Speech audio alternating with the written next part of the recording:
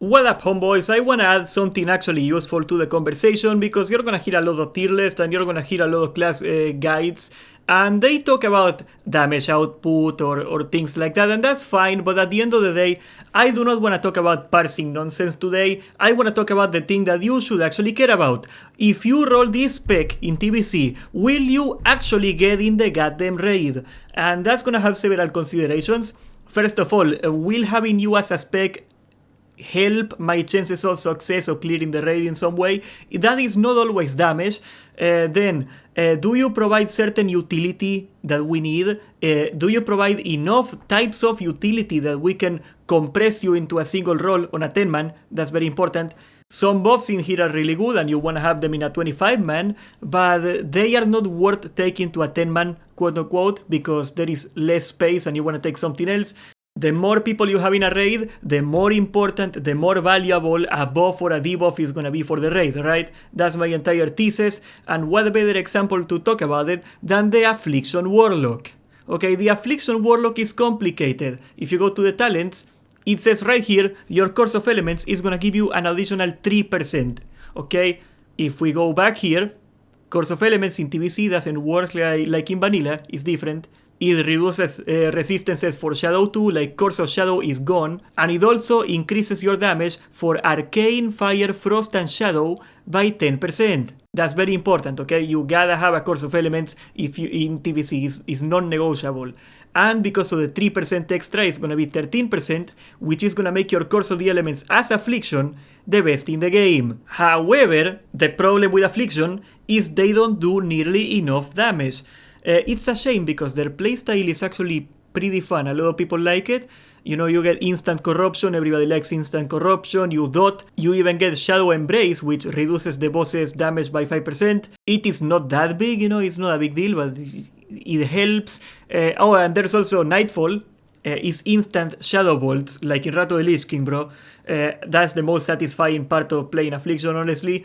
But yes, even though they have a lot of cool stuff, their DPS is lower than the Shadow Bolt spamming Warlock. It makes sense, right? There is no Demonic Sacrifice for 15% damage, and there is no increase 20% spell damage from your Shadow Bolt in here, so Affliction is gonna do a lot less damage, between 20 and 30% actually. It depends on your gear, and sadly the more gear people get, the more you fall behind because destruction scales so crazy well. But because of Course of the Elements, and because in TBC you largely wanna stack Warlocks and Mages, and I guess arcane damage that counts for the Boomkin too, you do generate quite a bit of value. We take 3% and we multiply it by about 8 casters you're gonna have in total. That is 24%. Affliction does get 10% extra hit, but when you think about it, it is actually not a big deal because it doesn't count for Shadow Bolt. So yeah, you still wanna get hit cap anyway. That's also like the reason that Affliction doesn't scale very well. Like I said, you know, the more gear you get, you get less out of your gear than a Destruction Warlock who has to get all the gear for everything anyway. You have to get hit cap for half your rotation, is wasteful, but it will do decent damage early on when there is not a lot of gear to go around, and even though it is significantly worse as spec than the Destruction Warlock, Pseudo Corruption is gonna stay more or less the same, it's gonna stay very valuable, and that's of course the best AoE in the game. And even though mathematically you almost break even with the extra Course of the Elements for the raid, you still probably would provide less overall value to the raid than a normal Shadow Bolt spamming Warlock. Here's the thing, it is close enough that it doesn't matter, and it is close enough that the Warlocks in your raid are gonna want you to be Affliction anyway, just because they wanna get that extra 3% for their parses, because this is TBC and, you know, this is classic, people wanna parse and they wanna get that value. So against all odds, I would say the Affliction Warlock is pretty goddamn decent. Most people are gonna be happy to have you. The most parsing oriented people in TBC are gonna be the Warlocks, and they will want to have you in a raid just for that extra 3%. Your value in a 10-man is a little lower than the Shadow Bolt Warlock, but it is still there and you're still the best AoE in the freaking game. And, you know, especially now that the raids are post-nerf, trash damage is in my opinion, way more important than boss damage. Second, we have the Arcane Mage. I love the Arcane Mage. However, I am very conflicted about the Arcane Mage. On the one hand, they are theoretically the best single target DPSer in the game. They do need a lot of support. The Arcane Mage works a little like this, okay? You got your cooldown, which makes you do more damage, but your spells cost more mana, and your main DPS spell is Arcane Blast. The more you use it, the more mana it takes. You eventually reach a point where Arcane Blast does the most DPS in the game, but it is also the most mana inefficient spell in the game, and you are gonna drain yourself really quickly. But in theory, as long as you have infinite mana, you have insane damage, because you're not supposed to have it. The thing is that you can get insane mana if you get, well, a Shadow Priest. Where's the Shadow Priest? There it is. And if you get Innervate, you know, you gotta have a Boomkin, that's the elemental shaman icon, but you gotta have a Innervate from a druid. It is not rare for an arcane. If you go to like the parsing, I don't have the logs for like TBC, I don't know how to access, I think I gotta pay to get them. But if you look at the top arcane mage logs in TBC, you're gonna see that they are having like an Innervate the entire fight. It is not rare to see like 2 Innervates on an arcane mage. And they do stupid damage. Nobody's saying they don't. It's just you have to commit a lot of resources to make them do stupid damage. Even if they do not have those resources, they do really good damage. And in most situations, even without a lot of support, they will beat even a Shadow Bolt Warlock in single target damage. However, their AoE is a lot weaker. I would say overall, even though having arcane mages is annoying sometimes, you still want to have a mage. You know, you gotta have at least one mage, and arcane is the best spec of mage to have. It is not even close. So yes, arcane is also gonna go to A. You're probably gonna be taking 1, maybe 2 every 25 man. Then we have the Arms Warrior. I prefer Arms. Arms is my favorite warrior spec in TBC. I am not a big fan of the Prot Warrior, honestly. However, Arms is not a very high damage spec. The high damage spec is obviously Fury. We know about that, we're gonna talk about that. But Arms brings something to the table that Fury doesn't. Fury is pretty much only damage, but Arms, it has Blood Frenzy. And Blood Frenzy is one of the most powerful debuffs in the game. It is 4% extra physical damage. And honestly, if you do the math, it is not that much value for the raid. Just because in TBC you do not tend to take that many physical DPSers. You have Hunters. Hunters are some of the best DPSers in the game, of course. Fury Warriors also crank, but you're probably not going to be taking an Arms Warrior and then 2 Fury Warriors. That's kinda troll. However, I would say for a serious guild, you still have to take 1 Arms, and that's for a simple reason. Even in a POG it makes quite a difference, and that difference is threat. If you have a Prot Warrior, but especially a Bear, 4% extra physical damage is gonna translate into almost 4% extra threat. And if your Warlocks are pumping, and if your Arcane Mages are pumping, you will need that extra threat, okay? Like if you got some real crankers, 4% is something noticeable, okay? Think about this, okay? Like you need to be 30%, if you're range, there is a 30% threat gap that you have to overcome to pull aggro from the tank, okay? So if we take 4 and we multiply it by 1.3, 4% extra damage for the bear will more or less translate into a 5% extra threat surplus over the casters, who are the most likely to pull aggro. Is it huge? Is it gonna break the game? No. But it is noticeable, and hunters really wanna get 4% physical damage. However, I will say the Arms Warrior is not very desirable in TBC. It is decent on a 25 man. You know, on a 25 man, the math makes a lot more sense. In a 10 man, you want to take a Fury Warrior every time. I said before, if you're playing a Warrior, first of all, you gotta get Blacksmithing. You have to. But secondly, you probably want to get a dual spec. You should be able to do both Fury and Arms or Fury and Prot or something like that. We have dual spec in TBC and that's gonna keep the warrior a lot more useful than it was before. But a pure Arms warrior that can only do Arms is not that useful. I would say that, like, Fury on a 10-man and Arms on a 25-man, that makes way more sense. And that's because, simply put, the Arms warrior doesn't do nearly as much damage as a Fury warrior. Then we have the Rogue, which is a class I never play. The Rogue is the one class I never ever play. I can tell you this, all Rogue specs have the same value to me, and that is very little, but they have one thing, and that is improved exposed armor. This is the best armor debuff in the game, and as you can see, it is very high on assassination, so even if you're not actually assassination, if you're combat, for example, you can still take improved exposed armor. In my honest opinion, if you are not taking this talent, you are trolling. That's the only real useful thing you can bring. You're gonna do less damage than a Fury warrior for most of TBC, until Glaives, that's when you pop off. A rogue in Glaives can do like well over 4k DPS, if you can believe that. They are pretty crazy. But until then, they do less damage than a Fury warrior. They have weaker AoE than a Fury warrior. They provide no Thunderclap, no Demo Shout, no whatever, AoE taunt, all the utility of a warrior, they do not provide it. And they are just a Walmart warrior in my opinion. Except for exposed armor. Exposed armor, because of how armor works, is actually a decent debuff, and it is worth taking if you are in a 25-man. Pretty crap to take on a 10-man, but then again, there is some value to them. If I am not mistaken, correct me on Discord. Once again, I do not play this freaking class, I do not care about it, but I understand that combat is the highest damage, combat swords, so I am gonna put it on C, out of mercy.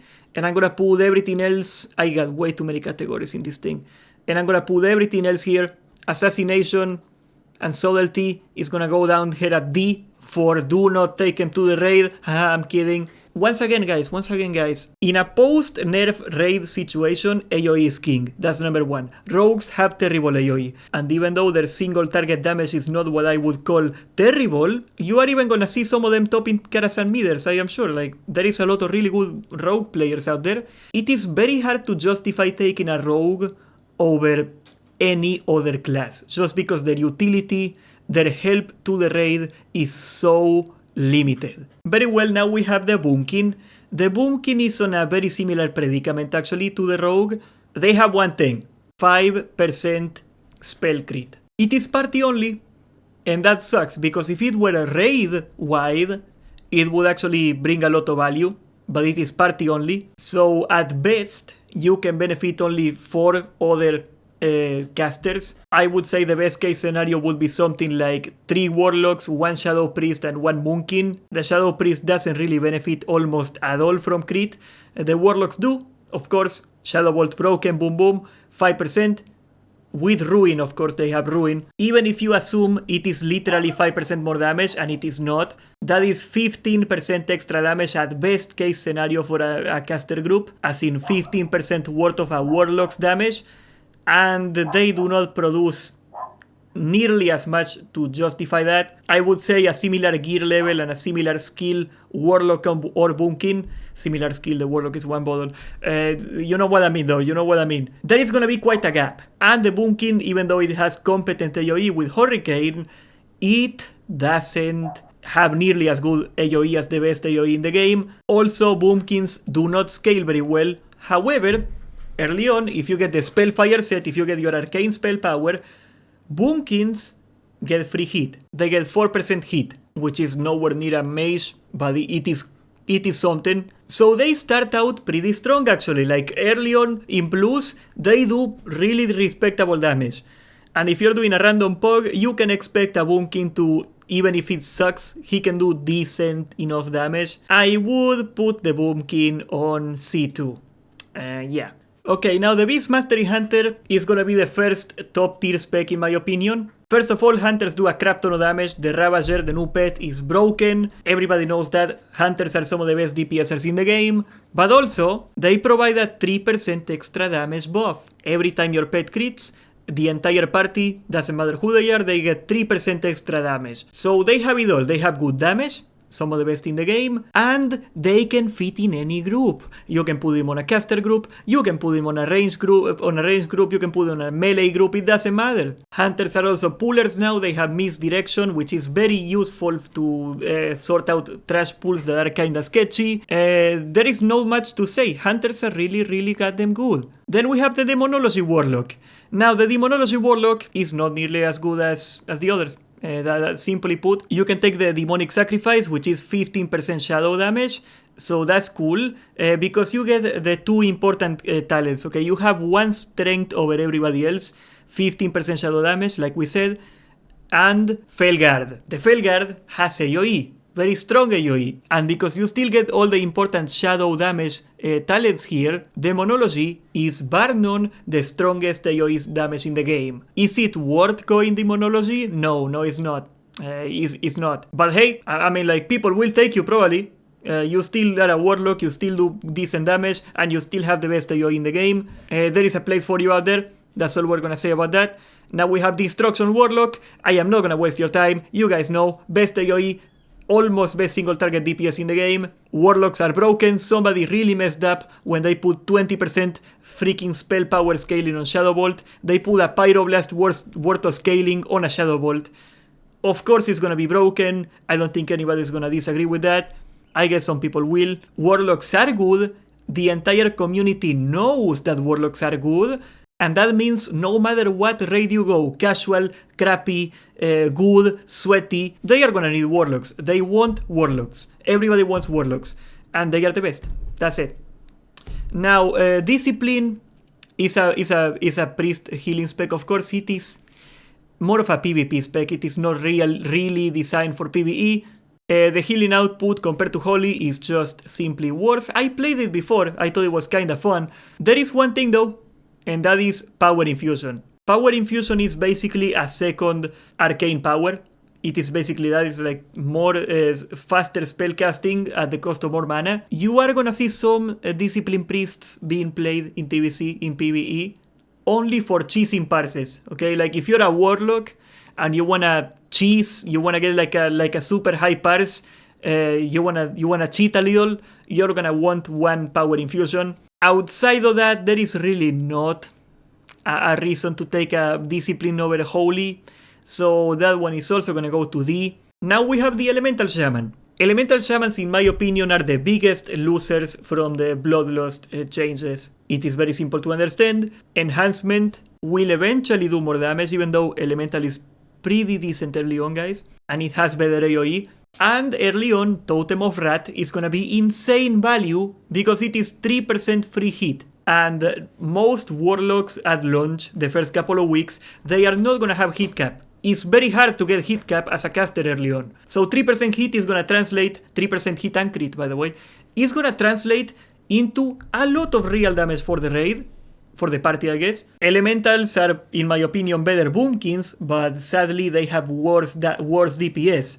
So that's the way you can look at it. However, I will say Elemental Shamans will be decent early on, very early on, and they are gonna keep falling down over time. I'm gonna put them on C, because they are Shamans and you still want Soul Shamans, you know, like, even if Elemental is not the Shaman spec you want, chances are some group is gonna need a Shaman for the totems and they are gonna take you just because they need a Shaman.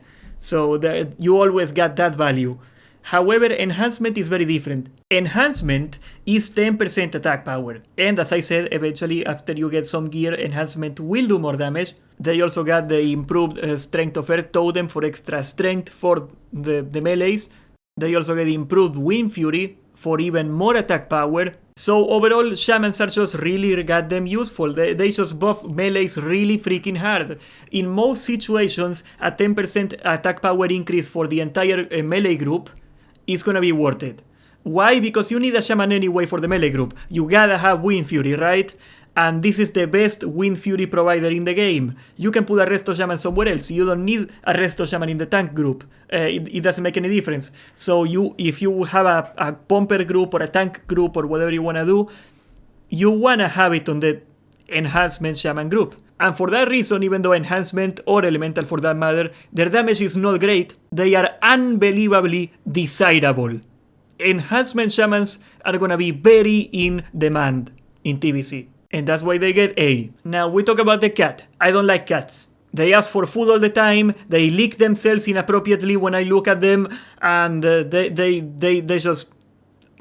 they scratch you when you get near them. I don't like them. And cats in TBC are very similar. They have threat problems, they have surprisingly good damage, but they will pull aggro and die, pretty much. And there is nothing more freaking annoying than the cat. I swear to God, bro, like, it's a competition between the Shadow Priest and the cat on like what's the most cancerous thing to tank from. They are the two classes that pull aggro. A good feral DPSer, even in the best guild in the world, it is hard capped by their threat. They have serious threat problems.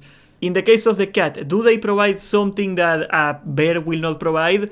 Not really. The bear spec and the cat spec is the same spec, by the way. Well, not the same, it's almost the same. You can play both with the same talent build and you're gonna be decent at both. And I would much rather have a bear, because bears are the best freaking single target tanks in the game. So like, for that reason, it's gonna be a lot harder to justify bringing a druid.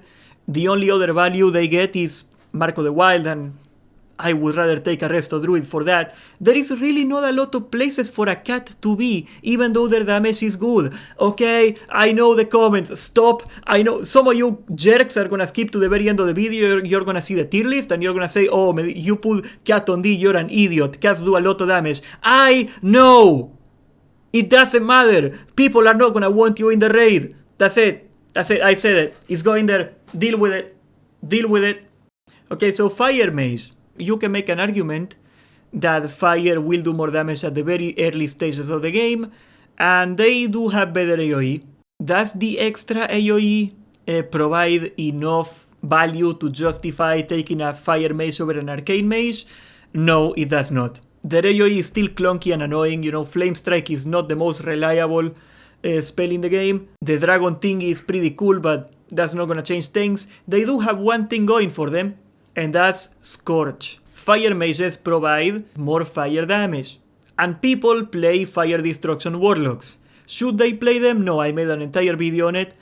In my opinion, it's moronic to play a fire warlock. I don't want to hear it about the more damage thing. I know it is impractical, it is not justifiable, it is not a good idea. But yeah, that's the one thing they provide. You know, if you have a fire warlock in your raid, you gotta bring a token fire mage to justify the fire warlock, which is very ironic, right? Because the fire warlock is only good if you take an inferior crappy spec for him. Any gain you can get from the Shadow Bolt warlock by playing fire is gonna be immediately thrown away by taking a fire mage. So I will say the fire mage is gonna go to... it's tough. I wanna say C, just because mages are not very popular in TBC, and like sometimes just any mage to take to my raid, because I have a hard time finding a mage.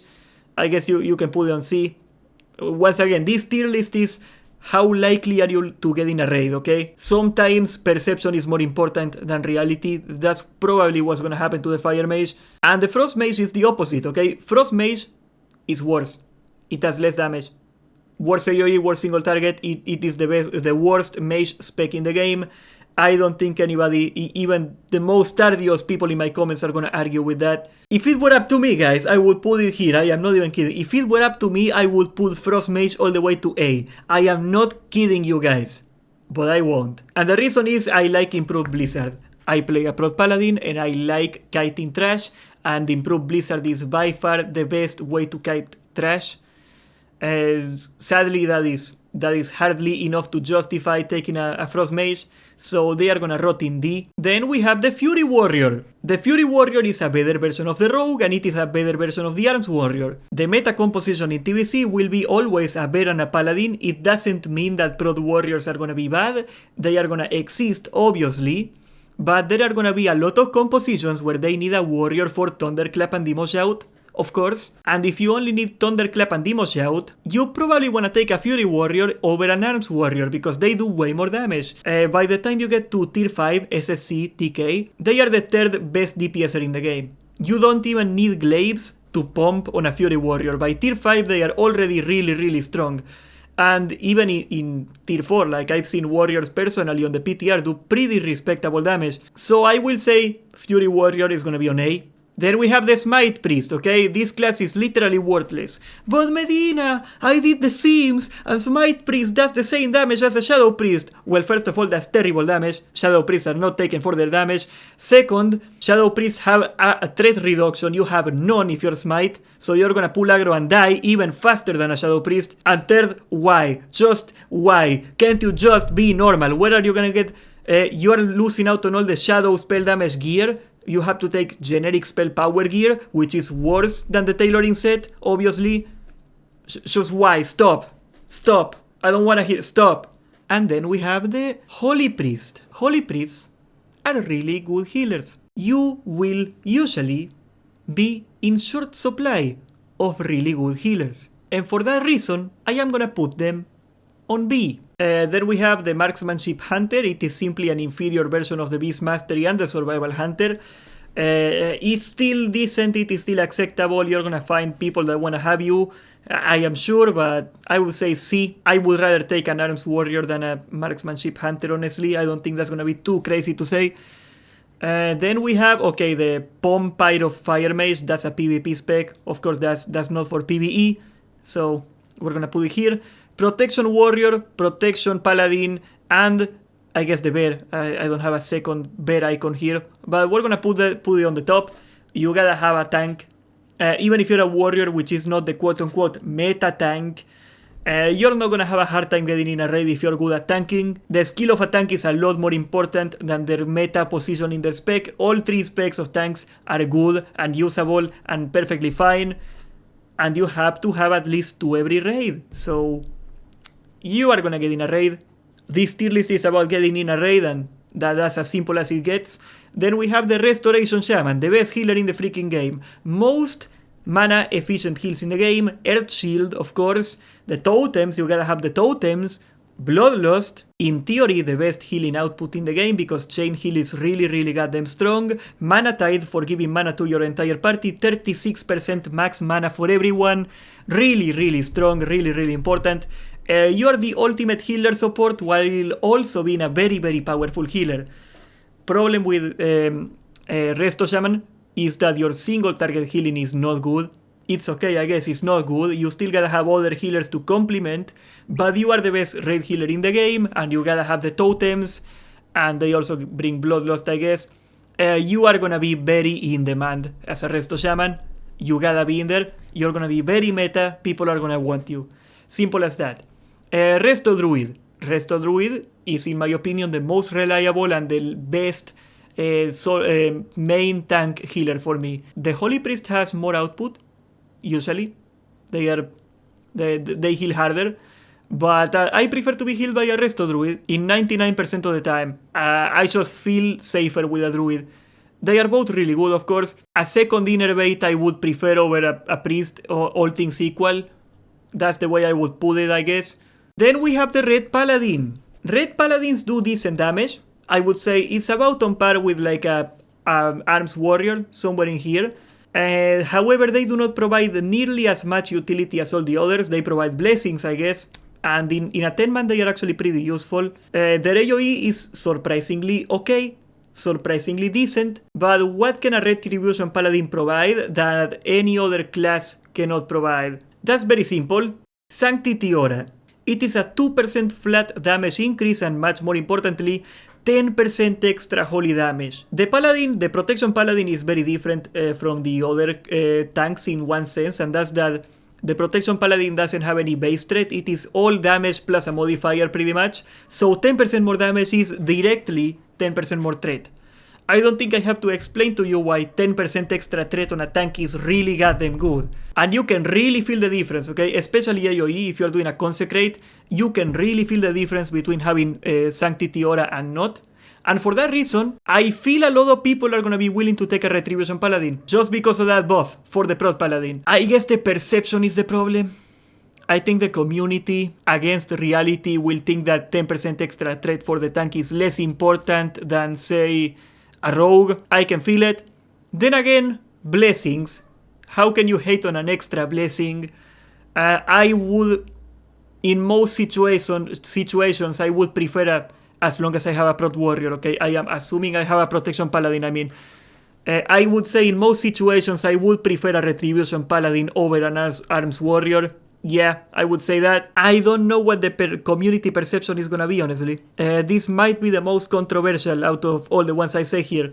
Then we have the Shadow Priest. That's also gonna be at least an A, okay? Shadow Priest generates 15% of its damage as mana, and it is the ultimate support class. Not only that, you have to have at least one Shadow Priest. It is mandatory. Why? Misery is 5% extra spell damage for the entire raid. 5%. If you're a mage, if you're a warlock, it doesn't matter, 5% extra. But also, Shadow Weaving is a total of 10% more shadow damage. So you can give warlocks a combined 15% extra damage each. It is the most broken damage buff you can give, 15% total for a warlock, to the best DPS class in the game. Of course, you need a Shadow Priest, and it is for the entire raid, so it is the most value you can get too. It is not only the mana of course is insane, the mana is great, the mana is super broken, but they also give a mandatory spell buff for all the warlocks in your raid. You have to have a Shadow Priest, so I'm gonna put it on A. Even if you already have one, you probably want a second one, they are just so convenient. And then you have SLSL Warlock, that's an arena spec, that's not a raiding spec, doesn't count. And finally we have Survival Hunter, which is in between Beast Mastery, which is the best in my opinion, and Marksmanship. So I would say Survival is gonna be also in B. We're gonna do that. I would say it's a high B though. Yeah, I guess this makes sense. Actually, no, like this. Oh, there we go. That's better. Yeah, I guess we are missing the Holy Paladin. I would say the Holy Paladin is kinda crap. I don't like it. That's just me. I don't know where it is. This the Holy Paladin icon? I don't think so. The Holy Paladin icon looks like this. Yeah, see, it's not the same. But they are okay. Okay, you're gonna get a raid spot if you're a Holy Paladin. I don't think you're gonna have too hard a time. But this is my total tier list of all the specs in TBC. Once again, this tier list is not based on actual damage or speedrunning meta composition. Is it simply, are you gonna be likely to get in a raid? Are people gonna want you in the raid? Are you gonna be appreciated in a raid? That's what this tier list is supposed to represent. And there are considerations like slot efficiency, community perception, very important guys, popularity relative of the spec. I think, for example, there are gonna be way more rogues than we are gonna need. I think there is gonna be way more rogue players than are gonna be necessary. That's one example, right? Same with Boomkins. I think the same of Boomkins. But yes, I would love to see your take on this. I know you're gonna disagree on my take.